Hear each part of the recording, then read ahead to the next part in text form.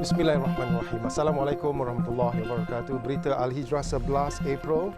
Bersama saya Wan Kamarudin Wan Ibrahim dan berikut tajuk utama malam ini. Lelaki tukar kod QR masjid ke akaun peribadi.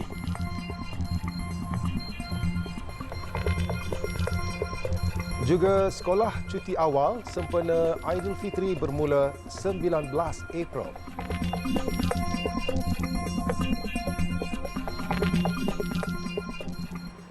Kementerian Dalam Negeri KDN telah merampas 4,320 naskah dan bahan Al-Quran tanpa perakuan di seluruh negara sepanjang bulan Ramadan ini.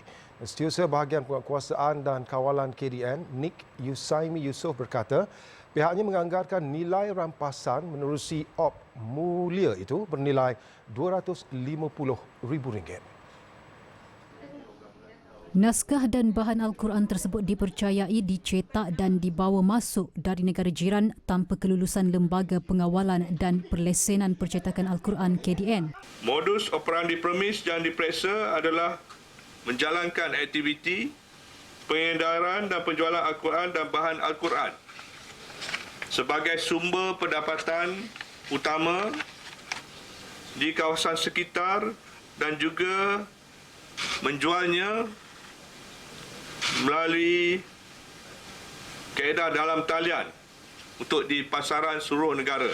Op mulia dibuat bertujuan membanteras pengedaran dan penjualan Al-Quran serta bahan Al-Quran tanpa perakuan yang menyalahi Akta Percetakan Teks Al-Quran APTQ 1986.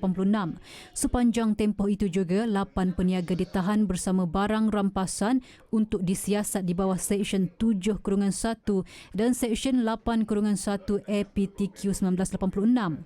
Beliau berkata terdapat premis yang sudah beroperasi dan menjalankan perniagaan tanpa perakuan itu sejak tahun lalu, termasuk seorang lelaki yang ditahan di daerah Besut.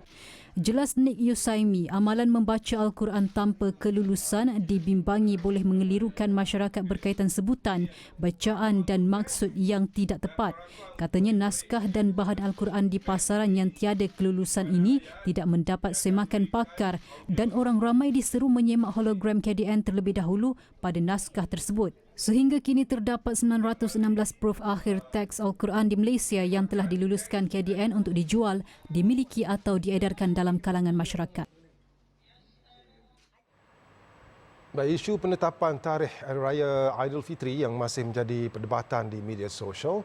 Menurut pensyarah kanan program Astronomi Islam Jabatan Fiqh dan Usul Akademi Pengajian Islam Universiti Melaya, Dr. Raihana Abdul Wahab, setiap negara mempunyai kaedah asas pengiraan dan tempat terbit bulannya tersendiri, sama ada bagi menentukan tarikh awal puasa dan hari raya. Sehubungan itu, masyarakat Islam katanya perlu akur bahawa penentuan tarikh hari raya bersandarkan penampakan anak bulan dan bukan kalender. Bagi untuk memungkinkan anak bulan itu kelihatan, kita perlu melihat faktor-faktor fizikal anak bulan itu boleh kelihatan. Bagi negara di timur, mungkin selepas berlakunya ijtima' itu umur bulan masih tidak boleh mencukupi untuk dilihat, dan manakala negara-negara yang lebih barat, umur bulan ketika selepas ijtima' itu memungkinkan untuk kelihatan. Dalam pada itu, jelas Dr. Raihana, terdapat 3 kaedah penentuan awal bulan Hijrih, iaitu kaedah Ruqyah yang bermaksud melihat anak bulan, hisab iaitu berdasarkan hitungan atau kedua-duanya. Di Malaysia katanya adalah menggunakan kedua-dua kaedah, iaitu Ruqyah dan hisab menggunakan kriteria Imkanur Ruqyah. Apabila keadaan tidak mengizinkan, maka kita cuaca itu mendung, maka kita rujuk kepada hisab yang digunakan. Dan hisab yang digunakan di Malaysia ini adalah berasaskan kriteria imkanur ru'yah, iaitu kriteria kebolehnampakan anak bulan ataupun kebolehnampakan hilal itu sendiri. Kriteria anak bulan yang memungkinkan untuk kelihatan berdasarkan kriteria imkanur ru'yah ini adalah tinggi anak bulan itu 3 darjah dan jarak elongasi antara jarak elongasi bulan dengan matahari itu adalah 6.4 darjah ataupun 6 darjah 24 minit. Tambahnya, kriteria yang diguna pakai di negara ini adalah berdasarkan data-data daripada kajian cerapan yang telah dibuat oleh pakar dalam bidang falak dan juga dipersetujui oleh negara anggota MABIMS, Indonesia, Brunei dan Singapura. Jadi kriteria yang kita gunakan, kita perlu melihat anak bulan, kriteria anak bulan selepas matahari terbenam pada 29 hari bulan, iaitu sama ada Ramadan ataupun 29 Syakban ataupun 29 Zulkaedah, itu bagi menentukan bila esoknya permulaan satu hari bulan. Sejak minggu lalu, tular di media sosial satu klip video yang menjelaskan anak bulan dijangka kelihatan pada 20 April, Khamis bersamaan 29 Ramadan, sekaligus menjadikan 1 Syawal pada 21 April, Jumaat, sedangkan di dalam kalender utama ianya jatuh pada 22 April. Untuk rekod Februari 2021, Jawatankuasa Muzakarah Majlis Kebangsaan Hal Ehwal Agama Islam Malaysia kali ke-118 telah bersetuju mengubah nilai kriteria Imkanul Ruqyah yang baru bermula 1 Muharram 1443 Hijrah bersamaan 9 Ogos 2021 dan digunakan sehingga sekarang selaras dengan keputusan mesyuarat Pegawai-Pegawai Kanan SOM MABIMS kali ke-44. Kementerian Pendidikan KPM mengumumkan 19 April ini sebagai cuti tambahan sekolah sempena Aidilfitri. Menterinya Fadlina Siddiq berkata cuti tambahan itu adalah untuk memudahkan urusan guru, murid serta ibu bapa untuk pulang ke kampung masing-masing bagi membuat persiapan menyambut perayaan berkenaan. KPM katanya bersetuju untuk memberikan cuti tambahan itu untuk negeri di kumpulan A dan B. Pertama adalah berita gembira yang ingin daripada pihak tertinggi KPM ingin umumkan bahawa dengan ini pada 19 hari bulan April KPM mengisytiharkan cuti khas untuk semua warga Kementerian Pelajaran Malaysia, Kementerian Pendidikan Malaysia. Ya. Jadi 19 hari bulan tak ada sekolah. Jadi minta sampaikan kepada semua demi kita ambil kira semua pandangan dan untuk kesejahteraan untuk masing-masing khususnya guru-guru kita dan warga KPM untuk mengurus perjalanan pulang ke kampung. Sebelum ini, media melaporkan Kesatuan Perkhidmatan Perguruan Kebangsaan Malaysia NUTP memohon KPM memberikan cuti khas kepada guru pada 19 April menjelang sambutan Aidilfitri tahun ini. Sebelum ini, sesi cuti persekolahan untuk Aidilfitri ditetapkan pada 20 April hingga 1 Mei. Dalam pada itu, beliau turut memaklumkan keputusan Sijil Tinggi Agama Malaysia STAM sehari sebelum cuti khas berkenaan iaitu 18 April dan calon boleh mendapatkan keputusan daripada sekolah masing-masing mulai jam 10 pagi. 3 daripada 15 pelajar sekolah parah selepas van sekolah yang dinaiki mereka terbalik selepas diseret sebuah lori balak sejauh 19 meter. Dan kemalangan berlaku di Simpang 3 hadapan Ibu Pejabat Polis Daerah IPD Gua Musang di Bandar Baru semalam.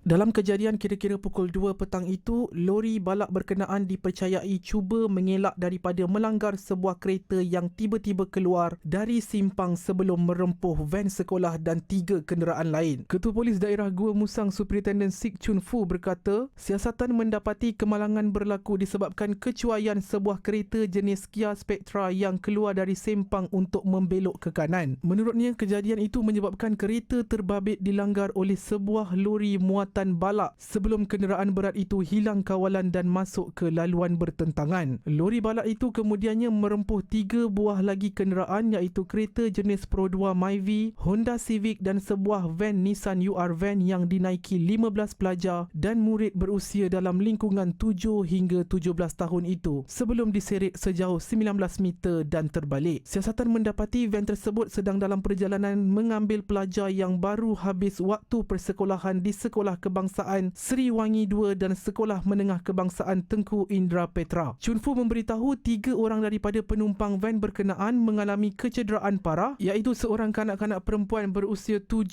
tahun patah tulang selangka dan seorang kanak-kanak perempuan 8 tahun mengalami darah beku pada dahi. Seorang lagi kanak-kanak perempuan berusia 10 tahun pula terkehil tulang peha kanan manakala mangsa yang lain hanya cedera ringan. Lelaki warga emas berusia 67 tahun yang merupakan pemandu kereta kereta jenis Kia Spectra cedera pada bahagian mulut dan kepala. Semua mangsa terlibat dibawa ke Hospital Gua Musang di sini untuk rawatan lanjut. Kes disiasat di bawah Seksyen 43-1 Akta Pengangkutan Jalan 1987 kerana memandu secara tidak cermat sehingga menyebabkan kemalangan jalan raya dan siasatan lanjut masih dijalankan. Polis menahan seorang bekas banduan yang masih tidak serik melakukan jenayah meskipun baru selesai menjalani hukuman penjara awal tahun ini. Suspek berusia 40-an yang memiliki 55 rekod jenayah lampau turut merekrut 4 rakannya bagi melakukan kegiatan pecah premis, curi kenderaan dan sambun. Kegiatan haram itu tumpas apabila dia bersama 4 rakannya berusia 37 hingga 44 tahun dicekup polis di Kelang 30 Mac lalu. Ketua Polis Daerah Kelang Selatan SCP Cha Hong Fong berkata, penahanan itu dilakukan susulan kes pecah sebuah kedai perkakasan di Kampung Jawa pada 26 Mac lepas. Dalam kejadian itu, suspek melarikan pelbagai jenis barangan bernilai RM20,000. MO ni mereka akan cari target, akan melakukan pecah lah. Target-target ni contohnya rumah kedai, rumah ni hardware, rumah ni kedai-kedai ni ataupun pecahkan kereta-kereta di kawasan sekitar Kelang Selatan. Target kawasan sini mana? Setakat ni yang kita dapat timbulkan adalah di sekitar kawasan Kelang dengan Shah Alam sebanyak 14 kes. 9 kes di kawasan Kelang Selatan, 4 di Kelang Utara dan juga 1 di Shah Alam. Selain tangkapan 5 suspek, polis merampas 3 kereta dan 52 barangan yang dicuri daripada kedai perkakasan berkenaan. Kesemua suspek memiliki sekurang-kurangnya 11 rekod lampau termasuk ketua mereka yang mempunyai 55 kes jenayah dan dadah. Isu video tular yang didakwa salah guna kod QR derma masjid atau surau, Jabatan Kemajuan Islam Malaysia JAKIM mengambil perhatian terhadap isu berkenaan yang memaparkan seorang lelaki didakwa menyalahgunakan kod QR sumbangan derma masjid atau surau.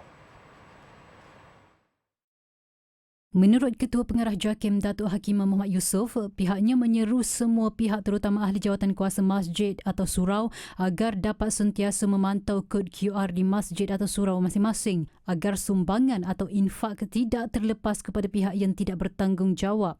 Orang ramai juga disaran untuk membuat semakan dengan teliti sebelum menyumbang melalui kod QR bagi mengelak perkara yang tidak diingini.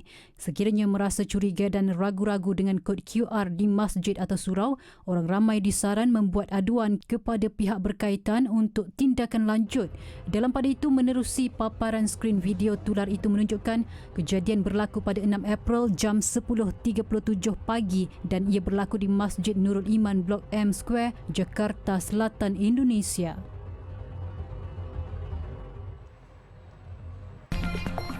Bazar Aidilfitri Jalan Tar dijangka meriah luar biasa. Bazar Aidilfitri Jalan Tuanku Abdul Rahman Jalan Tar, Kuala Lumpur dijangka meriah luar biasa sepanjang 2 minggu akhir Ramadan ini.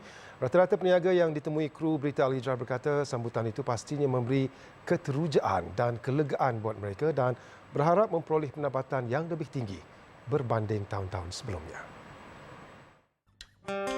Peniaga baju Melayu Festa Eksklusif Imran Indra Yusman berkata dia sudah mula tidak menang tangan memberi layanan kepada pengunjung. Katanya meskipun hasil jualan memberansangkan, dia tetap memilih untuk tidak menaikkan harga berikutan memahami situasi orang ramai yang berdepan ekonomi yang semakin mencabar. Alhamdulillah dapat sambutan agak menggalakkan daripada dari orang luar sebab kita menjual dengan baju Melayu pun RM120 baju Melayu dengan butang. Kalau dengan samping kita jual dengan harga RM140 one set. Pendapatan sehari dia tak menentu. Kadang boleh dapat capai RM4,000, RM5,000 macam itulah. Tapi alhamdulillah lah. Kadang boleh dapat meningkat macam itulah. Menurut peniaga songkok Hafiz Jamal pula, selama 4 tahun berniaga di bazar itu dia lega. Pendapatannya meningkat sehingga 50% berbanding tahun sebelumnya. Setakat ni alhamdulillah lah. Ada peningkatan lah sebelum ni. Sebelum ni ada lebih sikit lah daripada yang biasa. Namun berbeza dengan situasi seorang lagi peniaga serunding dan kuih muih, Helmi Rosli, yang beranggapan pendapatannya tahun ini tidak serancak tahun lepas susulan beberapa faktor. Tahun ni purata sekitar 4,000 lebih lah macam tu. Tetapi kalau bandingkan tahun lepas, purata lebih kurang 6,000. Tapi kita nampaklah memang beza sangat-sangat dengan tahun lepas tu. Salah satu yang saya bagi tahu tadi lah pasal KWSP, orang dalam tak beraya, lepas tu tumpuan orang terhadap sebab banyak event belum dibuka lagi, semua akan tutup pada jalan tani lah. Sementara itu, rata-rata pengunjung ditemui berkata meskipun sambutan Hari Raya dijangka lebih meriah, namun memilih untuk berbelanja secara bersederhana. Tahun ni kita bersederhana lah sebab semuanya kata banyak benda nak kena disusun atur, kita punya financial dengan keadaan semasa kan. Jadi apa yang penting kita dulukanlah, yang tak tu kita kemudiankan. Ada juga yang berpandangan terutama sektor swasta, tarikh Hari Raya yang lebih awal sebelum tarikh gaji menjadi antara punca orang ramai dijangka tidak berbelanja berlebihan. Bagi serta-serta yang belum bergaji, especially hujung bulan tu memang beban, memang kesian lah dekat mereka-mereka yang tak keluar gaji sebelum raya kan. Tapi bagi mereka yang gaji awal tu sikit ataupun diorang macam company keluarkan awal tu, saya rasa mungkin tak beban, tapi kena jimat lah sebab nak tunggu gaji akan datang. Bazar Aidilfitri Jelantah beroperasi 9 pagi hingga 4 pagi pada hari Jumaat, Sabtu dan Ahad, manakala 10 pagi hingga 2 pagi pada hari biasa. Bazar Aidilfitri Jelantah ini dilihat meriah sejak awal pagi lagi dan akan menjadi luar biasa pada waktu malam. Dan situasi ini memberi harapan kepada peniaga yang berada di sini agar mereka mendapat pendapatan yang lebih tinggi berbanding tahun-tahun sebelumnya, sekaligus membantu mereka berdepan dengan cabaran ekonomi yang semakin mencabar. Khadijah Faisal melaporkan untuk Berita Al-Hijrah. 50 bikers membawa Panji Al-Abrar sebagai simbolik pecutan akhir sempena kempen World #Quran Hour 1444 Hijrah yang akan berlangsung 13 April ini. Penganjuran konvoi bermotosikal berkenaan bertujuan untuk menarik lebih ramai orang, terutama golongan muda, menyertai World Quran Hour kali ke-8 itu. Panji itu kemudian diserahkan kepada Menteri di Jabatan Perdana Menteri Hal Ehwal Agama Datuk Dr. Naim Mokhtar sebagai simbolik penyerahan kepada pemimpin yang menaungi usaha memanusiakan ummah itu dengan berpandukan Surah Al-Insan yang menjadi surah tema bagi World #Quran Hour kali ini. 50 bikers ini datang daripada pelosok negeri di Malaysia, kerjaya yang berbeza tetapi membawa matlamat yang sama. Jadi simbolik dia orang datang tadi tu untuk menyerahkan Panji World Quran Hour yang akan kita adakan pada hari Khamis ni 22 Ramadan di Masjid Sultan Ahmad Shah di Universiti Islam Antarabangsa. Itu Suratul Insan. Jadi tema dia ialah untuk memanusiakan ummah. Kan? Sebab nama pun Suratul Insan ni kita biasa baca pada hari Jumaat. Tambah beliau, program ini akan dijalankan di 5,000 lokasi, manakala 252 negara lain dijangka turut menyertai World #Quran Hour kali ini. World #Quran Hour kembali diadakan secara fizikal secara serentak di seluruh dunia pada 13 April dengan lokasi perdana di Masjid Sultan Haji Ahmad Shah. Program selama sejam bermula 12.30 hari itu bukan hanya membaca Al-Quran semata-mata, malah ada juga aktiviti bertadabbur. Zahirkan solidariti kita untuk merealisasikan hasrat mencetak dan mengedarkan sejuta Quran untuk ummah yang memerlukan. Berinfaklah sekarang serendah RM38 untuk setiap naskah dan semoga usaha kita yang kecil ini dipandang Allah dan menjadi asbab kita ke syurganya, insya-Allah.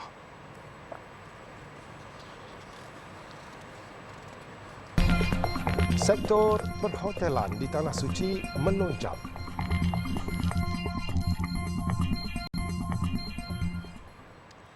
Sektor perhotelan dan penginapan di Makkah menyaksikan lonjakan pada musim Ramadan 2023 dan susulan kadar penghunian mencapai 80% tertinggi dalam tempoh 3 tahun. Dan kadar harga hotel pada bulan ini turut meningkat berikutan permintaan tinggi terutama pada 10 malam terakhir Ramadan.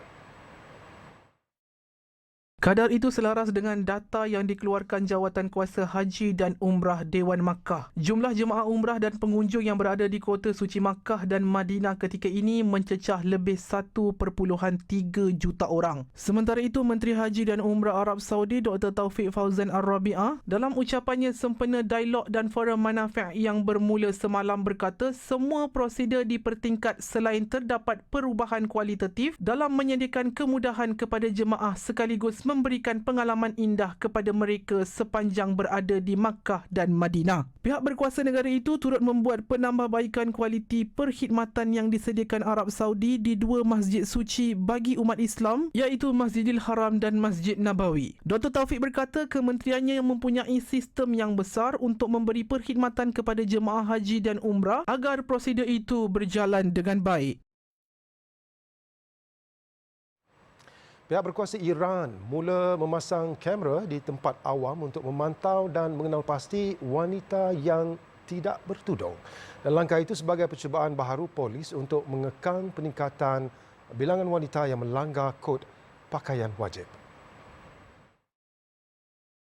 Menurut polis, mana-mana wanita yang dilihat tidak bertudung akan menerima mesej amaran mengenai kesannya. Tindakan itu sebagai membantu mencegah penentangan terhadap undang-undang berhijab. Sebelum ramai wanita memprotes untuk tidak memakai tudung, terutama di bandar-bandar besar, susulan kematian seorang wanita Kurdish Mahsa Amini ketika dalam tahanan polis. Amini ditahan kerana melanggar peraturan berhijab.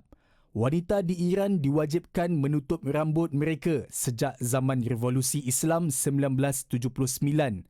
Mereka yang melanggar undang-undang itu akan berdepan hukuman denda atau penjara. Lebih 200 rakyat Palestin cedera dalam insiden terbaru di tenggara bandar Nablus di tebing barat. Dan pertempuran itu tercetus antara penunjuk perasaan anti penempatan dan tentera Israel di kampung Baita. Ketika kejadian, lebih 20 orang ditembak dengan peluru getah manakala puluhan lagi terhidup gas pemedih mata yang dilepaskan tentera Israel. Pertempuran itu tercetus selepas 7 menteri, 20 ahli parlimen dan lebih 17,000 peneroka Israel menganjurkan perarakan provokatif menuju pos Avata berhampiran Nablus. Sementara itu, penunjuk perasaan Palestin mengibarkan bendera dan melaungkan slogan menentang pencerobohan haram Israel. Mereka turut membaling batu ke arah Zionis yang melepaskan gas pemedih mata dan peluru getah. Perarakan itu menyebabkan berlaku ketegangan dan ia semakin memuncak antara Israel dan Palestin. Minggu lalu, Zionis bertindak menyerbu perkarangan Masjid Al-Aqsa dan menghalau keluar jemaah warga Palestin yang mahu bersolat di masjid tersebut. Sementara itu, dalam kejadian di Bandar Jericho semalam, seorang remaja Palestin terbunuh dan 2 lagi cedera dalam serbuan rejim penjajah Israel. Muhammad Faiz Balhan, 15 tahun, ditembak di kepala dan dibawa ke hospital namun disahkan meninggal dunia. Menurut saksi kejadian, rejim pengganas Israel menyerbu kamp pelarian akibat Jabar dan dengan sengaja mencetuskan pertempuran dengan penduduk tempatan yang berada di situ. 6 mangsa yang dilaporkan masih terperangkap di bawah runtuhan bangunan Pangsapuri di bandar Marseille, selatan Perancis ditemui sudah tidak bernyawa. Dahulu 5 mayat pertama yang dikeluarkan daripada bangunan runtuh itu sudah dihantar untuk ujian pengecaman DNA.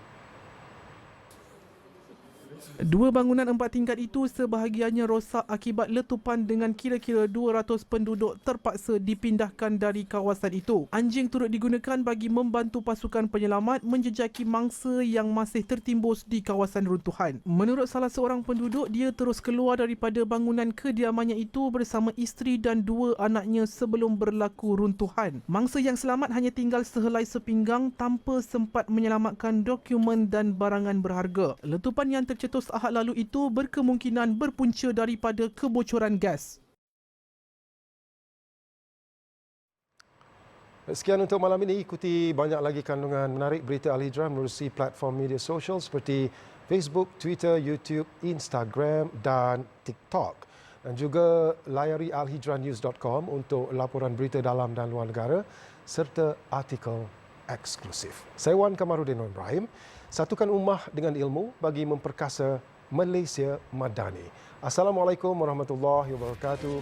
Jaga diri, selamat malam.